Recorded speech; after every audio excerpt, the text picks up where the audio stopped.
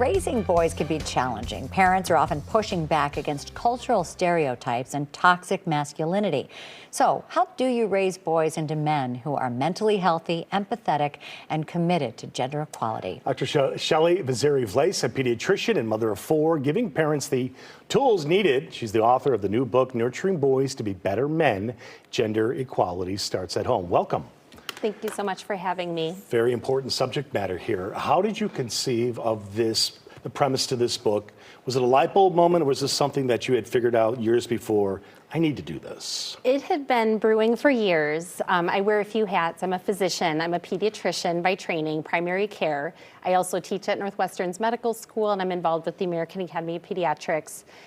All my life, I wanted to become a physician. In kindergarten, I was like, I'm going to be a doctor. And it never occurred to me that that might be difficult because I'm a woman. I never worried about work-life balance and how would I manage being a physician and also caring for a family. Fast forward through my training, especially once I had children, I started to encounter difficulties, that things that inherent, even though this is how all human beings arrive on Earth, we seem to be stymied by paternity leave, maternity leave, who takes care of the babies once they're born. And so then having 3 boys within 18 months, twins will do that. It became personal as well as global for me. And we all have boys, and I think we understand the fact that people outside of your family always want to make comments about what we're doing or how we're raising them. And I know for you, there was one particular comment that you disliked, the phrase, boys will be boys. Oh, yes. If you Why? go to a grocery store with 3 young boys, as I've done a million times in my life, people say, oh, you really got your hands full. I'm a believer as a pediatrician in overheard compliments, and so I was very conscious in those moments to say, they're great boys, I'm lucky to have them. Because there's this perception that boys are rough and tumble or tough, and that is really limiting. We should allow boys to have all the characteristics and not put them into a box by 3rd or 4th grade. Right, yeah. Gender inequality often equals pay inequality in the workplace.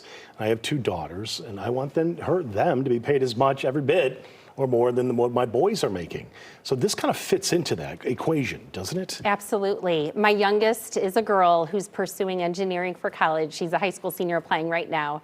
We were just talking about how 16% of engineers are female. She didn't realize that, which I love, because that's been my goal. Like, you can do anything you want to, whether you're a boy or whether a girl. So to limit, and the same goes on the flip side, for men to be mental health counselors, to go into education or nursing fields. The world would be a richer place. I have patients who, with this mental health crisis, need male counselors. The teenage boys would prefer a male counselor. If we don't have that, how can we refer them? So it's needed on both sides. One of the things I thought was interesting is you said, you know, there is an inherent personality of a child. You mentioned your boys when you had your youngest, putting their hands on your daughter, right? And having that instinct right away. And so we're trying to marry who they are naturally with who we want them to be. So what do you think the best way to do that is, and how soon do you start? Allowing those toddler instincts of helping, emulating grown-ups to continue. Thank you for reading my book. Definitely, you see in 2, 3, 4-year-olds that nurturing characteristics, the way they'll have a stuffed or loved one, or even a toy truck. I had a patient in my office yesterday who used his mom as a railroad as he was rolling the truck along.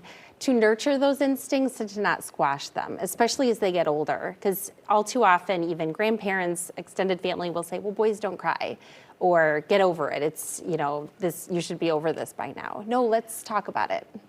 And I know the other thing that you mentioned is this modeling, and you know, be a team as parents, and that is going to be as important as what you tell your kids. Kids do as they see. Right. If they see it, they will be it. I think what you're trying to convey here is, like, these come in everyday scenarios. It's not like once a month or once a year you say, son, you need to do this, Exactly. right? Beat them over the head with it. Because there's a natural resistance to that kind of thing. It's human nature. It's the everyday in the trenches kind of a thing. And we have more power than we think. We turn on the news, we hear about upsetting situations, but as parents raising young children, we have more power than we think. And if we lead by example and have that seed in the back of our minds, we'll do good. And if you're thinking about it, you're already doing better than you think. Well, and I know Pat and I have a very similar parenting style. Sounds like yours as well. And so when we were reading this book, we're like, wait, is this necessary? But when you came up here, you told us that there are people that you work with now who say, oh my goodness, thank God. So there are people who are not Absolutely. living this world. Absolutely. I teach at Northwestern's med school, and my 20-something student, female, said, oh, this book is so needed. And my heart sank a little bit because I wish I didn't have to write it. Well, it's very helpful for everyone to just be reminded to start the conversation. Absolutely. Now, Doctor, thank you so much. Thanks Thank for you for writing the being book here. and thanks for coming Thank in to you. talk about it. You can hear more about the book October 25th at the Women and Children First bookstore. That's 5233 North Clark Street. Get all the details at womenandchildrenfirst.com. You can also follow Shelley on social media. We'll have all the information on our website at wgntv.com/midday.